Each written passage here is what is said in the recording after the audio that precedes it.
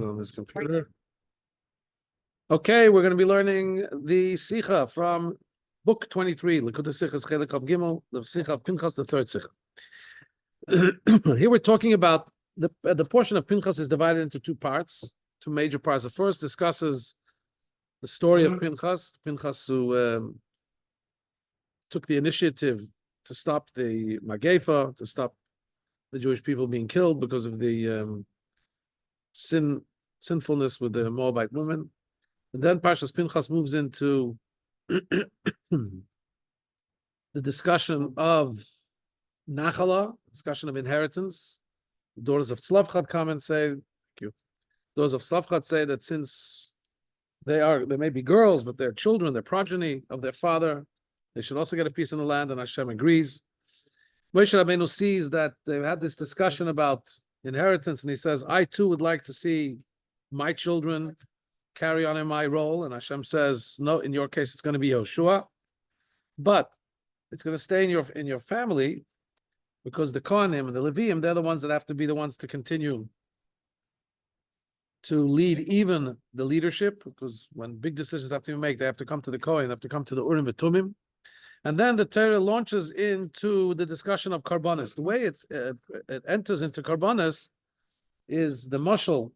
Medrash says, Moshe Rabbeinu says to Hashem, I need you to appoint somebody on the community, and that's when Hashem says, I'm going to appoint Yeshua. And now Hashem says, but I need you, Moshe Rabbeinu, to remind the Bnei Yisrael that they should be mindful of me, they should take care of me. And the way they're going to be taking care of me, the way we make sure that the Bnei Yisrael are going to be mindful of Hashem is by having the sacrifices. And here we launch into the second part of the portion of Pinchas, which is all about the Karbonos, starting with the daily carbon, and then now we are going to be talking about the last portion of Pinchas, which is about the Karbonos, the sacrifices of Chag HaSukkot, the holiday of Sukkot. So the verse reads, that the meal offerings and the wine pourings, laparim for oxen, state by Karbonos. So it says this by the sacrifices of the second day of Sukkot. And on that verse regarding the second day of Sukkot, Rashi comments, when you count up the total of oxen that are brought up in Sukkot, they turn out to be 70. And that is Keneged Shivim Umot, corresponding to the 70 nations. Now, Shemit Ma'anim Veholchim, that they decrease constantly. When you see the amount of oxen that are brought on Sukkot, the first day is 13, second day is 12, third day is 11, fourth day is 10. Until you get to the seventh day, you have 7. So there's a downward motion, a decreasing motion. And what that tells us is, if that's corresponding to the 70 nations, Siman Kalayalem, this is an indication of the fact that they will be finished. Will be Mei HaMikdash Hayom Meginim Aleim Min HaYisurim. At the time of the Beis HaMikdash, the fact that there were oxen brought, that the number was 70, that corresponded to the nations of the world, this mere mention, or this mere ritual that was corresponding to the nations actually protected the non-Jews, the Gentiles, from suffering. So if you notice, even before the Rebbe is going to unpack this, the Rebbe is going to call our attention to the fact that there's two aspects here. On the one hand, it's protecting the non-Jews, and on the other hand, it's a sign of their decreasing. And we're going to have to understand how that works in tandem. But we're going to talk about it in length. So the way we learn this simply... No. Talking here about the Shivim Umot. Talking about the nations, that it protected them. So the way we learn it, simply speaking, why does Rashi tell us this commentary? Because he found it difficult. How can it be that we have in the Beis HaMikdash a ritual of karbonos, of oxen, that goes in a decreasing manner? It doesn't make sense. Beis HaMikdash is a place where always we go up. Why do we have a decreasing carbon? So Rashi says, because in this carbon, in these oxen, there's an element where it corresponds to the 70 nations, and they are in a state of decrease. According to this, we'll also understand why Rashi only comments on the second day of Sukkot and not on the first day. I mean, he could have said this immediately when we talk about the oxen. He could have told you when you add up all the oxen, you'll get 70. That corresponds to 70 nations. But he doesn't say that. He only says it on the second day of Sukkot. You know why? Because on the first pasuk about Sukkot, you don't have a question yet. There's 13 oxen. Only when you read the next verse about the second day, and we tell you that it's 12, now you have a question. 1 second. What's going on? You have 12. You went down. By the way, I am gonna put this interjection here because we have a similar observation when we read the 12 Nesiim, when we read what the inauguration, the Chanukas HaMizbeach, the Chanukas HaMishkan, when the Mizbeach was inaugurated, you had the 12 tribes bringing the Karbanos, and they brought the exact same number of sacrifices, the exact same makeup of sacrifices, amounts, everything was exactly the same. And Rashi comments on the second day, and he gives us all the meaning behind it. Why doesn't Rashi comment on the first day? So it would seem obvious because the question only arises on the second day when we see that they're bringing up the exact same thing as the first day, that there must be, if it was just an expression or a haphazard, just by chance that they brought these amounts, the second Nasi wouldn't bring the same amount the next day. The moment he brings the same amount the next day, we have to start looking at the deeper meaning of why they're bringing what they're bringing. At any rate, so back to our topic here. So on the first day, there's nothing to comment yet. On the second day, when we go down from 13 oxen to 12 oxen, there Rashi says, why is it?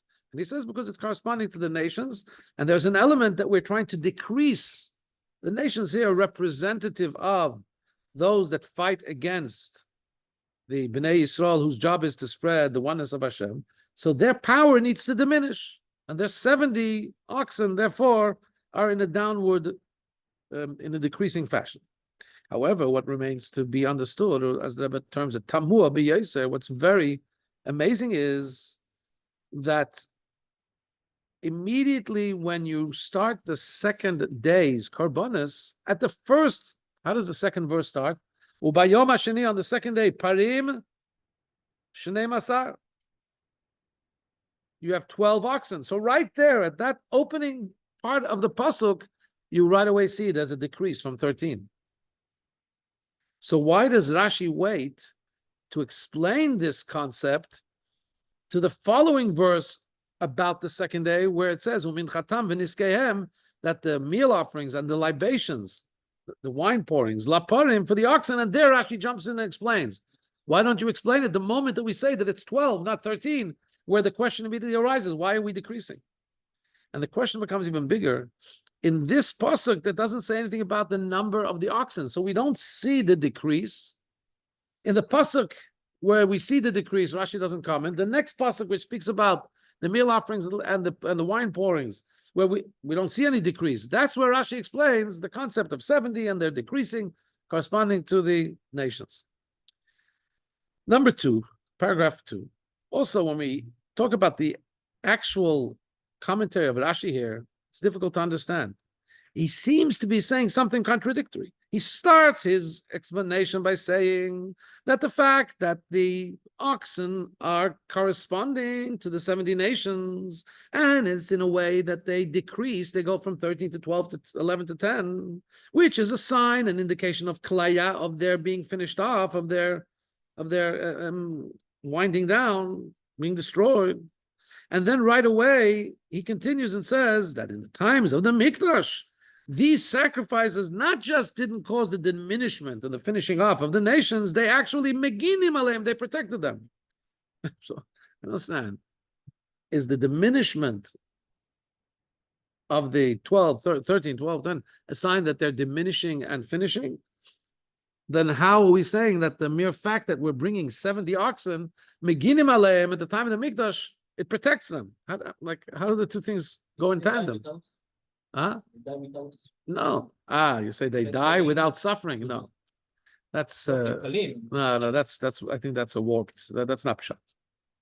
Interesting. It's an interesting technical thing, but would be against the whole concept. So however, even though we could technically answer this by saying that the two opposing activities are connected with two separate things. When we say that it's a sign of their diminishment, that only has to do with the amount of the oxen. But in general, the bringing up of oxen altogether is a protection for them. But that's very difficult to say because, first of all, if we're trying to and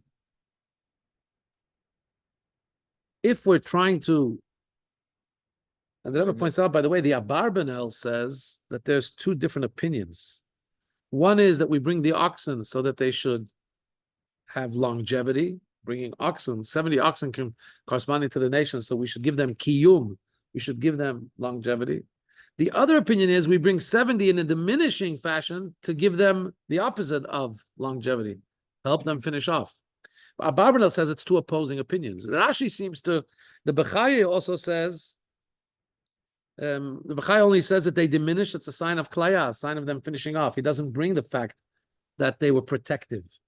Rashi brings two opposing things together. They diminish, but in the time of the Mikdash, it protected them. So, Rebbe says, first of all, what's the difference here? Usually Rashi only brings commentary that helps us understand the pasuk. What is added here in the understanding of the verse by saying that in the time of the Mikdash, it protected them? We see in the verse that there's a diminishment. So when he explains that there was 70 and they would diminish corresponding to the nations that diminish, we can understand why Rashi says that. It explains the pasuk. But to say that in the time of the Mikdash it protected them, what additional commentary does that add to the verse? Number base, B, and even more importantly, in the end of the day, it's two things that are in opposition to each other. They're a mutually exclusive concept. How could it be that the same sacrifices can have two opposing powers within them? One, that it's a sign of their diminishment, and the other, that it protects them. Yeah, like you say, the paraduma, it makes some impure, makes some pure, yeah. Also, we have to understand, Gimel, a few details in Rashi's language. The Rebbe is going to bring here 5 issues. First of all, since Rashi is addressing the fact that the oxen were diminishing in their number, he should have started his pirush laparim for the oxen, and he should have said like this, corresponding to the nations that are diminishing, and that's why, because first we see that the oxen are diminishing, so say that's corresponding to the nations that are diminishing, and then say, and the proof of that is because when you add up the full total of oxen, you get to 70. So that's how we see that the oxen are corresponding to the nations. Why does Rashi start with the opposite? He tells you something we don't know yet, because in the second verse, all we see is a diminishment. We don't yet see the 70. First, he tells you about 70, and then he says that they were diminishing day to day. More than that, when we talk about lakvosim, when we talk about the lambs, there were 7 lambs. So Rashi starts by first saying that the lambs correspond to Yisrael, correspond to the people of Israel, and they're the same number because the people of Israel are constant. There's no diminishment. And he says when you add, not like the oxen which are diminishing, correspond to the nations which are diminishing. When you add, then he gives the number. He says when you add all together, 7 times 7, when it doesn't work, 7 times 7. How many kvasim were there? When you had all the lambs together, you have the number 98. How do you have 98 lambs?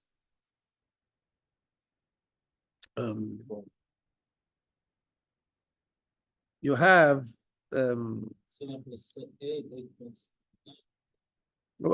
I guess the Rebbe is quoting Rashi. I guess we can figure it out. What it is. Huh? 7, 8, 9. No. It's the same number, but whatever. I think together, maybe together with 7 days. No, we're talking 7 days. Unless we're also including the 8th day. Anyway. Oh, it's 14 a day. Very good. Okay. You dice at 7. It's 14 a day. Good. Okay, so we have 98. Second question. So here Rashi indeed writes differently. He starts by saying the amount of lambs that were brought was a constant number because it represents the Bnei Yisrael that are constant. They have an eternal constancy. And then it says, and the number adds up to 98. Whereas when it describes the Purim, he starts with he reverses it, Rashi. First he says the number is 70, and then he says diminishing. Why does he do that? Second diuk, second nuance that we want to look into is, why does Rashi say with a lengthy language that the fact that they diminish, it's siman klaya lehem, it's a sign of destruction for them? He would have just been able to say that they correspond to the 70 nations, shemit ma'atim v'olchim, that diminish. Why does he have to go and use the word klaya, which means destruction? Similarly to language Rashi has already used earlier in the covenant between the parts with Avraham Avinu, that there was one of the elements of that covenant was something that was diminishing, and it says that's why they I don't remember the detail there. It says Ramaz al umot, it hints, alludes to the nations sheyu kalim v'olchim, that they will be decreasing, constantly decreasing. So it doesn't use the word siman klaya, it used the words like pochatim mitmatim v'olchim, there's a constant decrease. So why doesn't Rashi use that same language here? Number three, the main thing Rashi wants to say, that the offering of the oxen was a protection. Rashi doesn't say it fully. Rashi just says in the time of the Mikdash, it protected them. It doesn't, he should have said, fleshed that out and said, and in the time of the Mikdash, the offering of the oxen protected them. Why is he a little bit stingy with words when he says that? Number four, when he says that we may have Mikdash in the times based on Mikdash, it protected them, what is he saying? What did we think that there's some kind of karbanis not in the time of the Mikdash? That we're bringing 70 oxen in the time of the exile, in the time of Galut, when there's no Beis HaMikdash and it's protecting them? Why does he have to emphasize in the time of the Mikdash? Obviously, if there's karbanis, it's the time of the Mikdash. Diuk number 5, Rashi in the Gemara on this topic, Sechet Sukkah, says that the 70 oxen of Sukkot are corresponding to the 70 nations in order lechaper aleihem, to atone for them, shi'erdu kishamim b'chol ha'olam, that rain should go down in all the world, not just in Israel, but the entire world where the other nations live. Because on Sukkot is the day of judgment for water. Right. And since it's a day of judgment of water, so in order to make sure that water goes on the whole world, we bring up symbolically 70 oxen corresponding to the world's nations, so that we should atone for them if there's any drawback, if there's any impediment, them getting rain, and now the rain should come. But why does Rashi here say it differently? Rashi says it protects them from Yisurim. There it says it takes away the blockage of rain. Here he says it protects them from suffering. Why the change? So Daled, paragraph 4, we can say the explanation and all this is as follows. And here we get to understanding this whole concept in a much clearer way. The actual concept of why the oxen of Sukkot were diminishing, going down in number, if you didn't have Rashi's commentary, you wouldn't have such a big question. Why not? Because everybody understands, every 5-year-old understands that karbanos have a deeper remez. They allude to something deeper than just bringing an ox. And the exact amount and number and way, they all have deeper meaning. Like we've already learned, when Hashem said, when he did the covenant Bein HaBetarim, between the parts, he told them to take a egla meshuleshet, a third-born calf, because, and there's symbolism in everything that was used. Similarly, in the Parsha of Nasi, when we talk about the inaugural karbanis of the Mizbeach, we had a lot of allegory there. Exactly why the amount was this and the weight was that. So the Ben Chomish Mikra, the 5-year-old, knows that if there's a diminishing number of oxen, there must be a reason. It must be that on the first day of Sukkot is connected with 13 somehow. The second day of Sukkot is connected with 12. We wouldn't necessarily have, in the way of pshat, in the way of simple understanding the pasuk, we wouldn't necessarily be bothered by the fact that there's different numbers of karbonis every day. We understand we'll find a reason already. There'll be a medrash, something explaining the number 13 is like this, the number 12 is like that.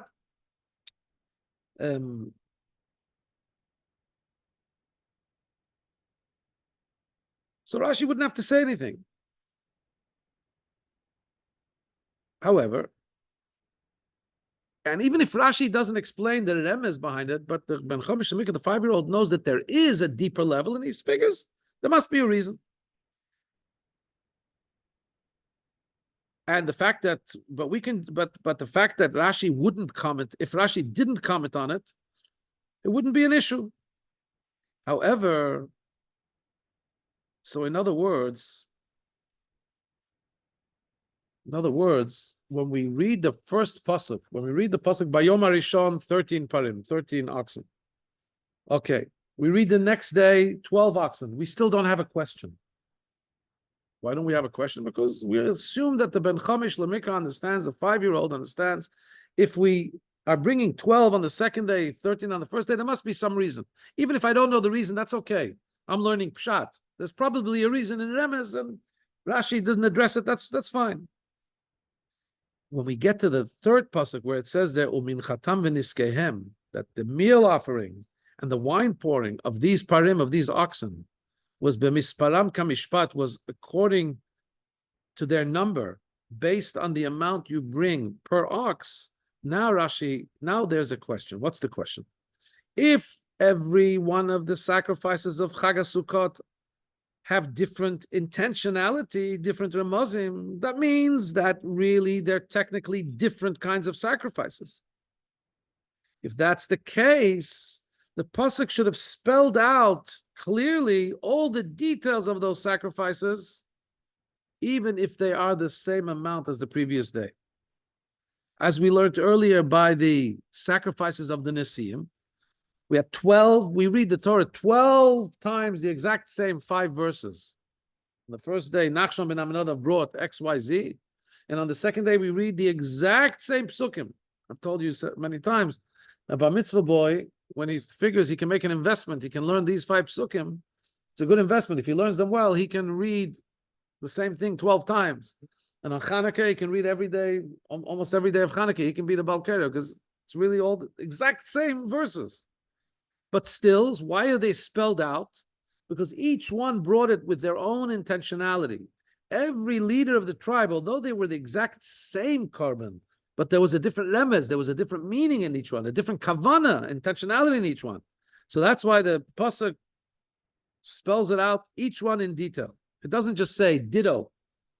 So brought Yisachar, so brought Zvulun, without spelling it out, because that would not be paying tribute to the fact that everybody brought it with their own intentionality. You know, by example, imagine a guy, you know, you have some rabbis, they do a couple of weddings a night. Imagine you go from one wedding, you say, copy paste what I just said in the previous wedding. I don't say it, but I said it. You can get the notes of what I said in the previous. What do you mean? This is a new bride, a new groom. They're getting married. For them, it's their only wedding. You may have had 3 weddings tonight that you officiate, but remember, for them, it's the only wedding they're having, hopefully. So, this carbon, yes, maybe Yehuda brought, Nachshon ben Aminadav brought his yesterday, but today when Aliyah ben Chela and the Nasi of Zvulun is bringing his, for this tribe, they have their own whole set of kavana and thing, and it's, yeah. Sometimes when you have in big communities, sometimes you have every week, you have another bar mitzvah, every day of the week, another bar mitzvah. Or in some really big communities, you can have 3 weddings a night, and you're confused sometimes whose wedding you went to. Am I here for the challah side, for the chassan side? It doesn't matter. So you kind of blasé, but for the chassan kala and for that family, it's, you can't just say ditto. It's a real thing. But here, the Torah, when it comes to the menachos, to the wine, to the meal offering, the wine pouring, the pasuk doesn't spell it out. The pasuk just says, "I mean, chasam v'niskeim b'misparam kamishpat." that their meal offering and the wine pourings was according to the number based on the mishpat, based on the number that was brought on the first day. Let's get a chumash or even a siddur will do. Oh, Tikkun Karim is perfect. Oh, that's good. Let's just open it up and let's actually do a. Okay, so here let's just read it from the inside. Okay, umin khatam. Okay, so here we're on the b'chodesh. The verse opens up on the 15th day of the 7th month. It's a day of holiness for you. You shouldn't do any work. You should have a holiday for Hashem for 7 days. Bring up a fire offering for Hashem, 13 oxen, 2 rams, 14 lambs. 14 times 7, 98. And their meal offering, umin chatam, solet belulav hashamen, you had fine flour mixed in oil, shlosha esronim lapara echad, 3 esronim for each ox, times lishlosha asaparim, times 13 for the 13 oxen, shnei esronim la'ayla echad, 2 esronim of fine flour, la'ayla echad for each ram, lishnei ha'elim, times 2 for 2 rams, v'isaron isaron, and 1 isaron, la'kevs echad, for the lambs, for each lamb, la'arba'asa kvasim, times 14 lambs. The second day, 12 oxen, 2 rams, 14 lambs. Okay, and now when we talk about the libations and the meal offerings, it's a short verse. Laparim for the oxen, la'elim for the rams, lakfasim for the lambs, kemisparam, b'misparam kamishpat. In their number, kamishpat, in the same amount that I told you yesterday. On the first day, we spell out. It was a long verse, right? We said min chatam, shlosha esronim. We said it's 3 esronim for the ox, for 13 oxen. It's 2 esronim for the ram, for 2 rams. 1 esron per lamb for 14 lambs. The second day and onwards, all we say is that the meal offering, the mincha, and the wine pouring are like the first day. Copy paste, but just it's going to be different because you had less parim, according to the. So here now the question arises to the 5-year-old learning the Chumash. He says, I don't understand. When I read the second verse that said that on the second day there was 1 less than the first day, I didn't have a question. I figured it's a different set of korbanot. Each one has its own remez. The first day has got to do with 13. The second day's got to do with 12. We have a Echad Miyodea, that has 13, 12, and so on. But now, if it comes to the second pasuk, that's where the question arises. Why? Because it says if it's a different verse, why don't we do like we did in Parshat Naso when the different kavanot made us spell out every detail of the korban, even though we could have said same as first day. Now he has a question. So that's why Rashi, you see the genius of what the Rebbe is telling us? That's why Rashi doesn't comment anything till the second verse where we start talking about the mincha and the niska, about the meal offering and the wine pouring. Incredible. Because once you get there and you see it doesn't repeat itself, but the pasuk insists on saying that very short, that they were brought the same as the first day. So now there's a question Rashi has to address. Since obviously by listing the korban mincha and saying that the amount of flour and the amount of wine that was poured is exactly like the first day, that means to say that all the korbanot are really one retzef. They're one continuum of the same korban.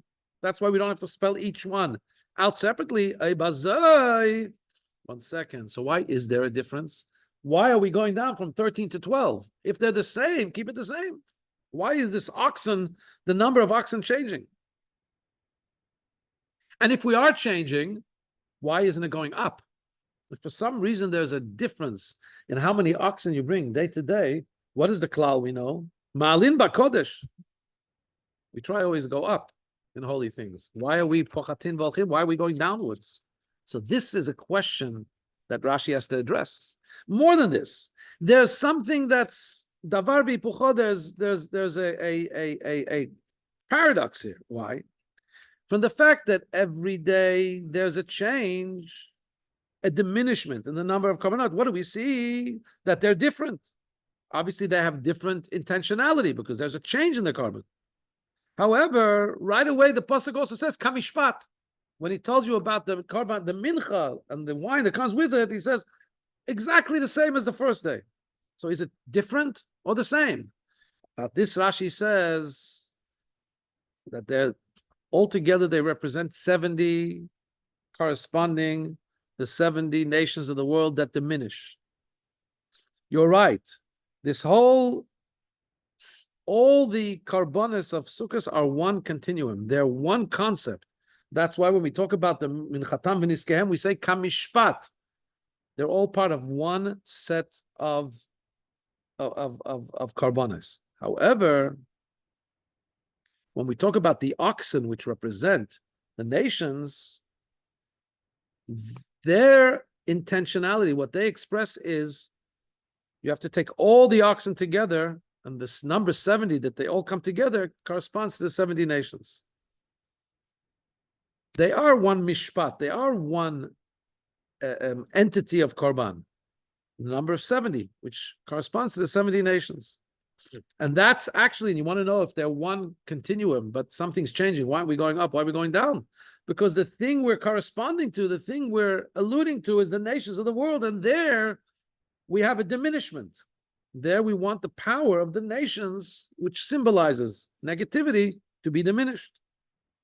Okay, so now we understand why Rashi only comments on the second day. We understand where Rashi is going. However, there's still in paragraph 5, continues there, but there still needs to be understood. We already learned in many places in Chumash about sacrifices, all kinds of sacrifices. And everywhere that there's a korban, there's always something good that the korban achieves. Slicha, forgiveness, kapara, atonement, leach nichoach la Hashem, a sweet smell to create favor in the eyes of Hashem, etc. How can it be that in this korban of Sukkot, there's something that's inviting and evoking kalaya, diminishment, destruction? So that's why Rashi adds and he says, Siman Kalayalem. This was a sign, an allegory to diminishment, but in the time of the Mikdash, it actually protected them. What is Rashi telling us? The fact that the oxen brought on Sukkot are corresponding to the 70 nations that diminish, it doesn't mean that the korban, that the action of the korban is to cause diminishment. He says, no, that this is an allegory, a siman, this is a sign of their diminishment. It's something that exists, that the nations need to diminish again, because the nations represent the fight against Israel, and Israel has to come out, Israel has to come out on top, so they need to diminish. It's not that the korban is doing that, it's corresponding to that reality which exists in Hashem's world. However, in the time of the Mikdash, when you brought a korban for those nations, it actually protected them.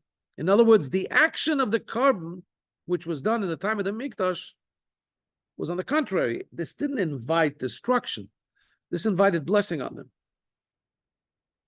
And this action was not just at the time of the bringing of the korban, but it lasted till the time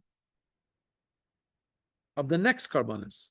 Bimei HaMikdash. This was something that was in the days of the Beis HaMikdash, was an ongoing thing. When the Rabbi says here, why does it say Bimei HaMikdash?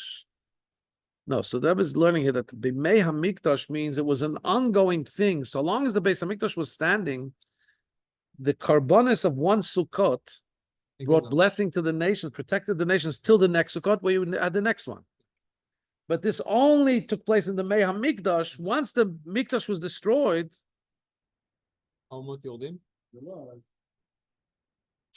then we don't have that protection. But what are we left with? We're left, there's two parts, he said. Siman Klaya, that the animals go down, it's a sign of diminishment. And in the time of the Mikdash, it actually protected them. When the Mikdash is destroyed, which part changes? Only the part of the protection changes. The fact that they're diminished, that's something that's a reality in the world, in Hashem's world. Always. That continues. And interesting, says the Rabbi here in a footnote, in a simple reading of the pasuk, when the Beis Hamikdash is destroyed, which comes because of the sins of the Bnei Yisrael, like we see in the portion of Bechol Kaisai, it's understandable that the achievement of protection that the Beis Hamikdash does through Karbonis is now not here anymore. וזה דווקא תומך, אם יש ירידה, אין לו הקרבת קורבנות, אז העמים יורדים, כי אין להם הגנה. No, we said that was always the case. The fact that umot mitma'atim, that is always the case. Again, it's interesting. If you look at the Sikha of last week, really gives you a clear indication that klaya can mean they become diminished, their negativity gets canceled out, and they can become subservient to the side of kedusha. But he's saying here that this is something that takes place regardless. The siman klaya is not happening through the korban. The korban brought brachat for them. As we in the time of the Beis Hamikdash, like we see what Rashi brings. Maybe he'll go back to the Rashi here. The Rashi on the Gemara. Chapter 6, paragraph 6.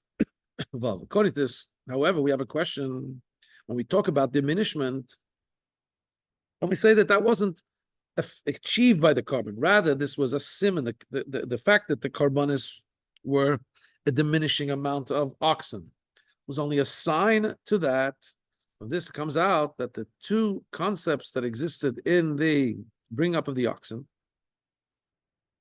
we said there's two things that they correspond to the nations. First of all, the general number of 70, and B, the fact that they are brought on Sukkot in a way of a downward, the number keeps decreasing. Really, there's no contact between those two aspects. There's 70, which just corresponds to 70 nations, and then there's the diminishment of them. So Rashi should have really said it in two parts, that the 70 oxen correspond to the 70 nations. And a second concept, maybe even separate the heading. Second concept is that they were diminishing, which is a sign of the diminishment of the nations. So why does Rashi bring it together as one thing? It seems to be two separate things. Also, is not understood. Why do we have to have two signs? I'm not sure what this question is. Eich is niklatik, 1 second.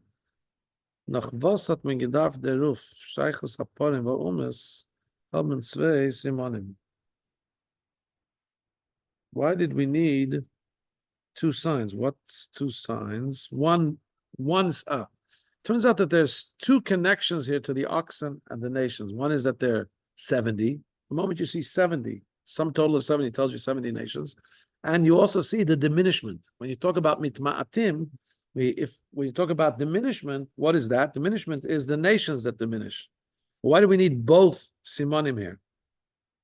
So we have to say that even though the concept of the diminishment, mitma'atim v'olchim, is a sign of their siman klayalem, it's a sign of their destruction, it does have a relevance to the pu'ula, to the effect of the carbon. And that's why Rashi says that these carbones protected them from suffering. It doesn't just say, like the Rashi said in the Gemara, that it atoned for them so that they should have the blessing of rain. He says, no, even more, it protected them from suffering. In other words, the carbon itself, even though Hashem made the reality in this world, that the nations, because they represent negativity, they have to be mitma'atim v'olchim, they have to have a diminishment. But in the time of the Mikdash, when the Bnei Yisrael brought the oxen, the 70 oxen corresponding to 70 nations, so those 70 oxen protected them from suffering. In other words, even that natural rule of their diminishment in the Mikdash, in the time of the Mikdash, when the Karbanos were brought, it protected them against that natural that godly instigated a diminishment that is usually the norm, even not becoming diminished from suffering. Very big chiddush.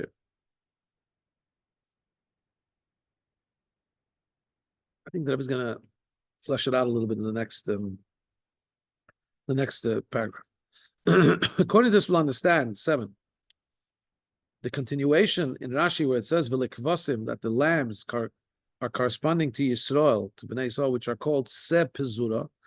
Bnei Yisrael are called a wandering lamb, and they are kavuim. They are constant. They don't diminish. And the total number 14 a day times 7 is 98.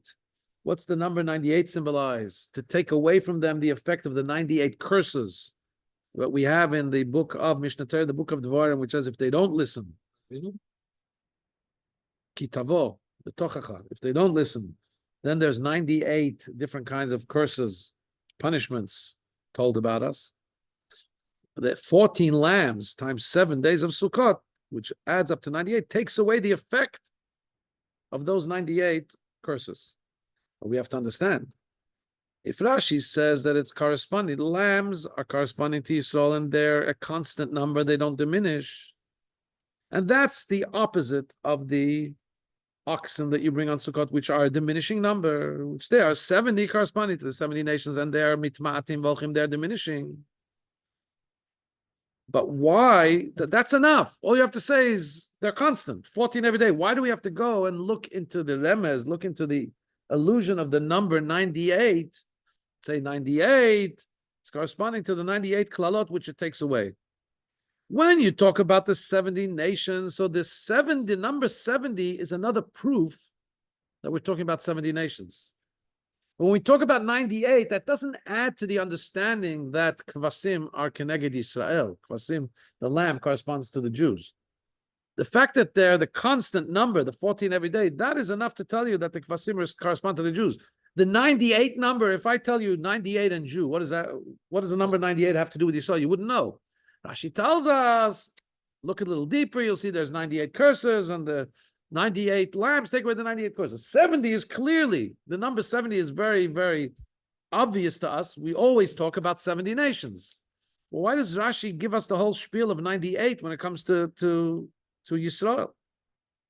But the explanation is, since the 70 oxen of the 7 days of Sukkot are one unit, we said the 70, 13, 12, 11, 10, 9, 8, 7 adds up to 70, and they're one unit, one continuum of the 70 nations. If the 70 oxen are one unit, it makes sense to say that also the sacrifices of the karbanis of Sukkot that correspond to Yisrael, the 14 lambs a day, also comprise one unit. Because since you're bringing them together in tandem with the oxen, you're bringing oxen every day, a diminishing number, which adds up to 70. You're bringing the 14 lambs, which correspond to Yisrael every day. It makes sense that those 14 should also add up to one meaningful number. So Rashi says, yes, it does. Their number adds up to 98, which is corresponding to the 98 curses in the book of Devarim. And this takes away those 98 curses. Because indeed, without looking at the number 98 and adding this remez that it takes away the 98 klalot, the fact that Yisrael are a constant doesn't mean that they won't suffer. In other words, those klalot in Mishnah Torah, those klalot, it says if you don't listen, we'll be punished. That's not in opposition to what we say that Yisrael, the korbanot of Yisrael, don't diminish because they're kayamim, they're always here.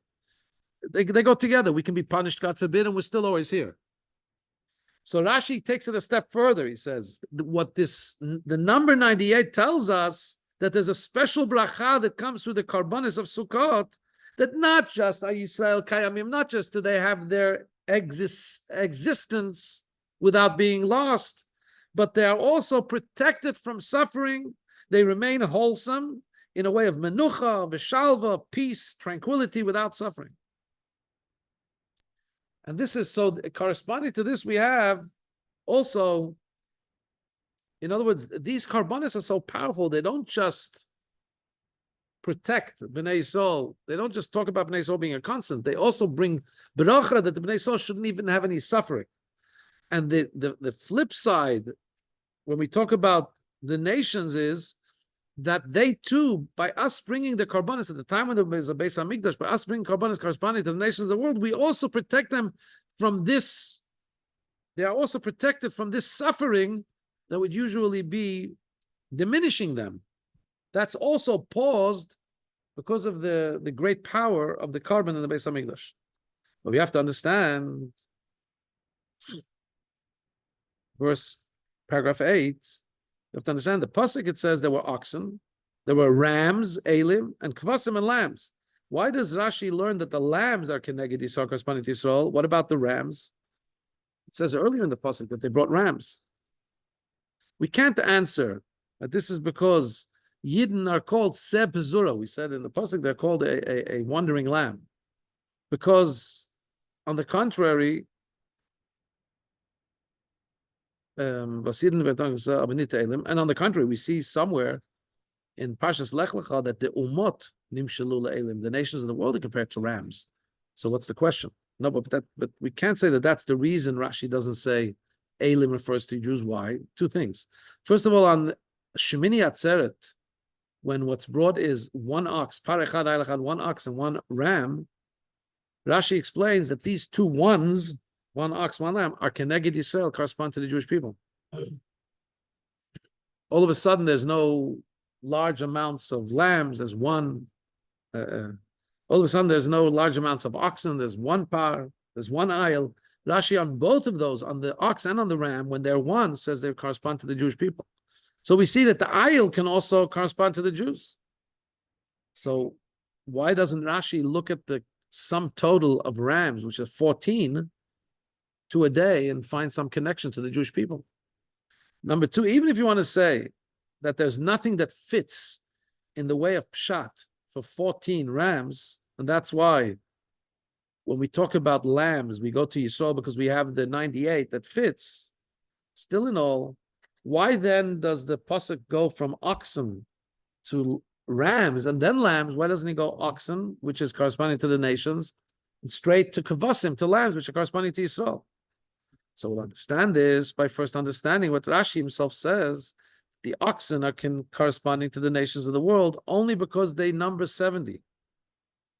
The oxen are compared to the nations, not just because in this pasuk there's 70 for Sukkot in total. We know that Rashi already said in Parshas Lech Lecha that oxen correspond to the non-Jews because it says Sevavuni Parim Rabim. David HaMelech says in Tehillim, when he refers to enemies, that many oxen have surrounded me. So we see that the oxen are a sign of those that challenge the existence of Bnei Yisrael. So it's obviously the non-Jews. So why does he say that the only way we know that the parim, the oxen, correspond to the non-Jews is because of the number 70? The mere concept, the context where parim, where oxen is used elsewhere, we already know refers to the nations. And the question is even bigger. When we talk about lambs, why do we say why the lambs corresponding to the Jews? He says because Zepizura. He said because the lamb is called a wandering lamb. And if that's the case, why don't we also give a reason for the oxen, why the oxen represents the nations?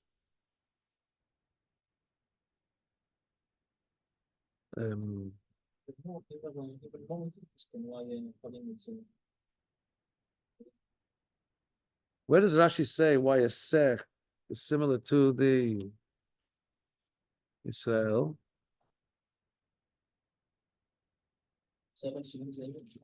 No, he said seh pezura.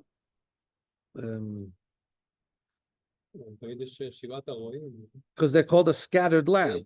No, we say Rashi brought when he says the lambs correspond to Yisrael, he says because seh pezura, it's called a scattered lamb. The Bnei Yisrael are scattered. why when he says the oxen are the nations, doesn't he also bring this pasuk Sivavuni Parim Rabim, that the oxen have a goring nature? He doesn't say, it just says the number 70 tells us it's referring to the nations. So the Rebbe doesn't answer this in the simple pshat. We move on to paragraph 9. The Rebbe goes into a biur explanation, at least according to them, is according to the allegory. When we talk about the sacrifices of Chag HaPesach, Rashi explains that the parim, the oxen, are corresponding to Avraham. Elim, the rams, are corresponding to the ram of Yitzchak. Kvasim, the lambs, are corresponding to the lambs. It says that Yaakov separated the lambs when he got his payment from Lavan. Why does Rashi say Elim, the rams, correspond to Yitzchak? Why does he say it in plural?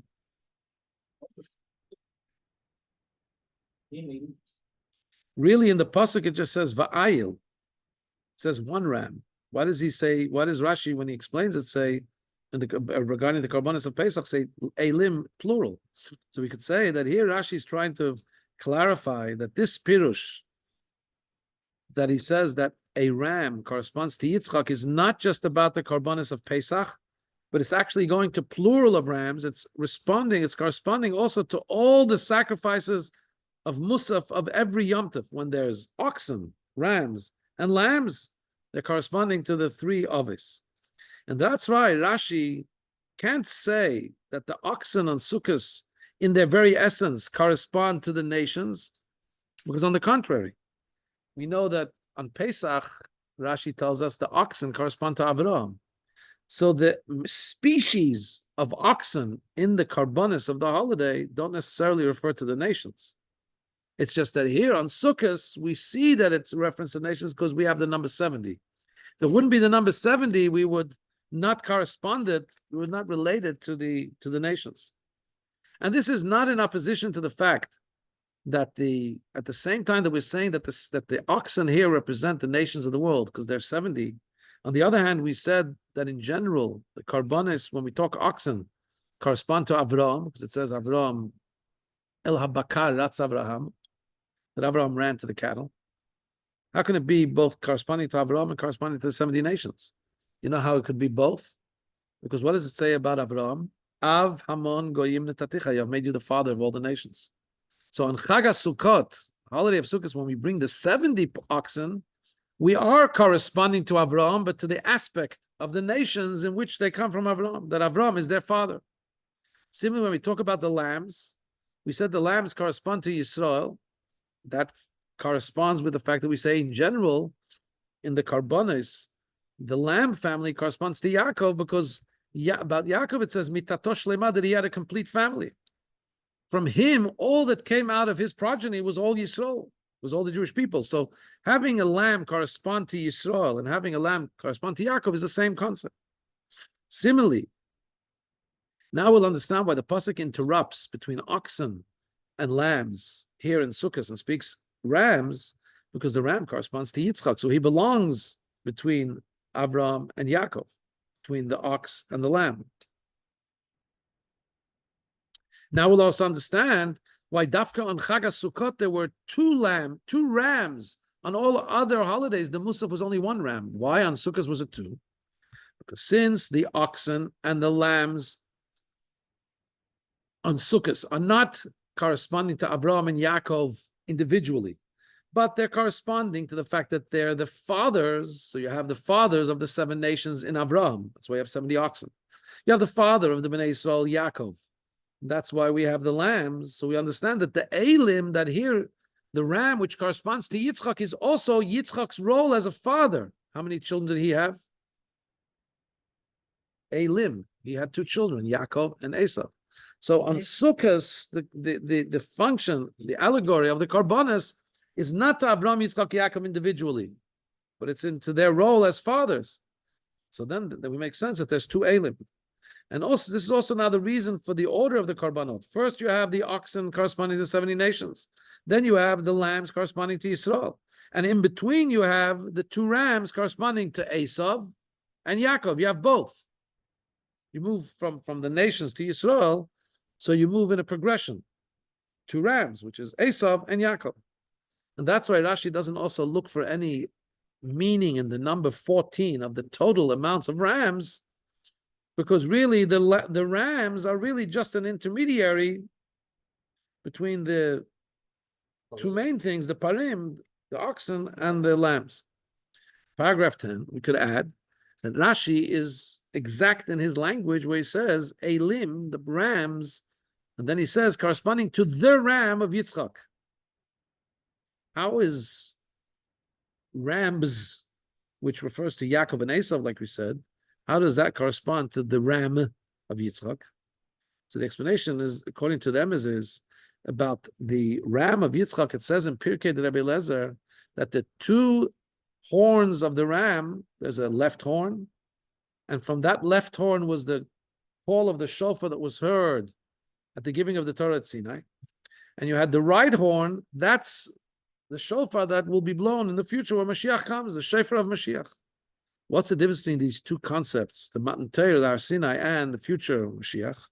Matan Torah is connected specifically to the Jewish people. We say that Torah is Morash Shakilat Yaakov. Torah is like it's engaged, like betrothed to the. It's a Meirasha means it's an inheritance to the community of Yaakov, and that's why. But it's also from the language of being engaged. So it's almost like the Torah is married to the Jew, and that's why Akum Shosek b'Torah Chayav Mitra, non-Jew who occupies himself in Torah, not the part of Torah that he's obligated in, but in Torah as Torah, is liable for death. Why? Because he's violating that marriage between the Torah and the Jewish people. So Har Sinai is related dafka to the Jews. However, when we talk about the revelation when Mashiach comes, then what's going to happen is that the non-Jews are also going to be incorporated into the plan. And it says, V'rav Ya'avot Seir, the older brother will serve the younger brother, Esav will serve Yaakov. Prophet says, V'amdu zarim v'ra'ut zonechem, that the foreign ones, that was the non-Jews, will come and pasture your sheep, shepherd your sheep. And it says even more than that. It says in the prophet of Tzfanya that then when Mashiach comes, Hashem will turn to all the nations. They'll all serve Hashem in a clear language and in one way. So it comes out that these two horns of the ram of Yitzchak have a connection, one to Yaakov, Har Sinai, and the other to Yaakov and Esav. Paragraph 11. When we go into the deeper level of wine of Rashi, we get the following understanding. We talk about the effect of bringing the 70 oxen corresponding to the 70 nations. Rashi says, in the time of the Mikdash, it protected them. Okay, that's that language. When we talk about the lambs, it says their number is 98 to obviate from them, to take away from them, to finish from them the 98 curses in the book of Devarim. Now, many of the curses in the book of Devarim are only applicable in the time of exile, not in the time of Beis HaMikdash. So how can it be that the karbonos, we say that the effect of the karbonos for the non-Jew is in the days of the Mikdash. The effect of the 98 karbonos for the Jews seems to be post-Mikdash. What does this mean? We have tefillos, we have prayer that's instituted corresponding to sacrifices. And what was achieved by bringing physical sacrifices in the Beis HaMikdash, we now have through tefillos, through davening, through praying. The difference, however, is that through bringing physical sacrifices in the physical temple, you have the drawing down of the physical, that you brought a physical sacrifice. It created a physical reality in this world, in this external and physical world. However, through prayer, that same achievement happens, but it's not brought down. You can't see it. It's not brought down into the actuality of the world. There's a change in the nefesh. In the person, there's a change, but it doesn't necessarily get expressed in the world.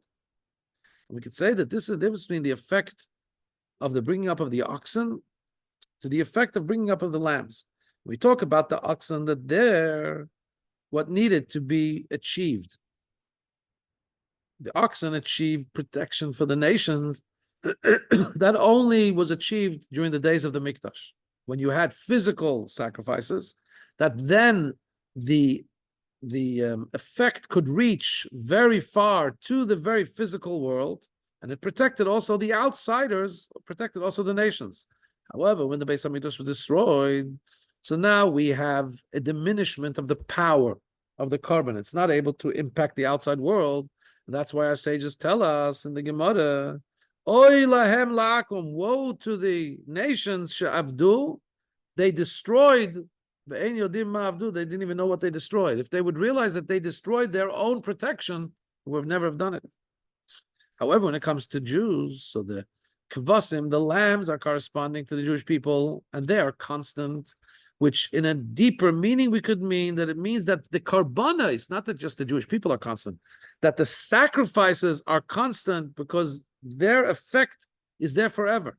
Because through prayer, we're able to achieve, to take away the 98 curses which are written in the book of Devarim. Even after the Beis Hamikdash was destroyed, even after we're exiled from our land, and we're under the control of the nations, we can be in a situation, even before Mashiach comes, that there shouldn't be any suffering, but to have peace and to have serenity. As we find that Bnei Yisrael, before they left Egypt, says that there was darkness for the Egyptians. They were still in Egypt. They were still slaves. Conceptually, they weren't free. But l'chol b'nei Yisrael haya or b'moshvatam. All the Jewish people had light in their settlement in Egypt when they were still in Egypt. We can have that. In other words, the fact that Mashiach hasn't come yet doesn't mean to say that we need to be in a state of suffering. Even before Mashiach comes, we can have serenity and peace even before Mashiach comes.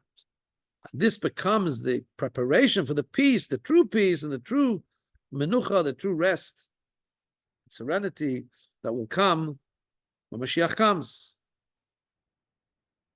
More than in the days of David HaMelech, more than even the days of Shlomo HaMelech. But as it says about Mashiach, that it's going to be a far higher level of shalom, of peace and serenity. May this be with the ultimate geula, mitzvah v'ashlema, the true redemption, through Mashiach.